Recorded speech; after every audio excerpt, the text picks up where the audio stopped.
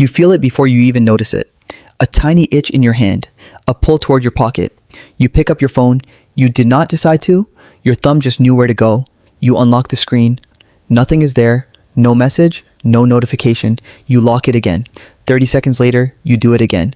This is not a modern habit. This is not a flaw in your willpower. This is something far older and far stranger, waking up inside you every single day. Your brain was not built for silence. For nearly all of human history, checking your surroundings was not a distraction. It was survival. Every rustle in the grass could be food or could be a predator. Every distant voice could be a friend returning or a stranger approaching. Your ancestors who paid attention lived. The ones who did not get the chance to pass on their genes. So generation after generation, the brain that survived was the brain that scanned, constantly, restlessly, never fully at ease. That scanning did not disappear when humans built houses and cities and walls. It just ran out of predators to look for. And now it looks for something else. Psychologist B.F. Skinner discovered something strange about reward in the middle of the 20th century.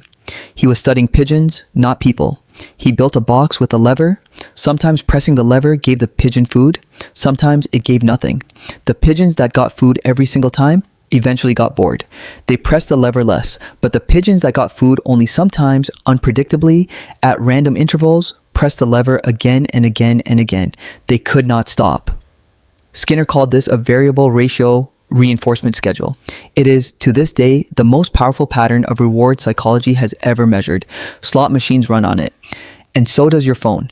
Every time you check your phone, you do not know what you will get. Maybe a message, maybe nothing. Maybe a like, a comment, a notification that means someone, somewhere is thinking about you. The uncertainty is the hook. Your brain does not crave the reward itself. It craves the not knowing. That is the same circuitry that kept your ancestors checking the tree line, the riverbank, the horizon. Back then, the reward was food or safety. Now, it is a small red dot. But why does it feel social? Why does an empty phone feel like loneliness and a buzzing one feel like relief? Anthropologist Robin Dunbar spent decades studying primates and their social groups. He found something remarkable. The size of a primate's brain, especially a region tied to social reasoning, closely predicted the size of the social group that species could maintain. Humans, with the largest relative brain of any primate, could track roughly 150 stable relationships. Dunbar called this number the natural limit of human social bandwidth. For most of history, those 150 people were everyone you would ever meet. Your tribe, your entire social world contained in the people physically around you. Now think about what your phone holds. Hundreds of contacts, thousands of followers, messages from people across continents. Your social brain, the one built for tracking a tribe of 150, is now trying to track a world of thousands. It cannot rest. It was never built to. There is a reason this feels less like curiosity and more like anxiety sometimes. Psychologist John Cacioppo studied loneliness for most of his career, and what he found reshaped how scientists understand social pain. He discovered that when humans feel disconnected, even briefly, the brain shifts into a state of heightened vigilance. It starts scanning for social threat the same way it once scanned for physical threat. Isolation, to your ancestors, was not just uncomfortable. It was dangerous. A person cut off from the group had no one to share food, no one to watch their back at night, no one to warn them of danger. Loneliness was, quite literally, a survival risk. So when your phone goes quiet, some ancient part of your brain does not read it as silence. It reads it as exposure. You pick it up, not because you are bored, because some deep old circuit in your mind is asking a question it has asked for 200,000 years. Am I still part of the group? Here is what makes this stranger still. Your ancestors' checking behavior had an endpoint.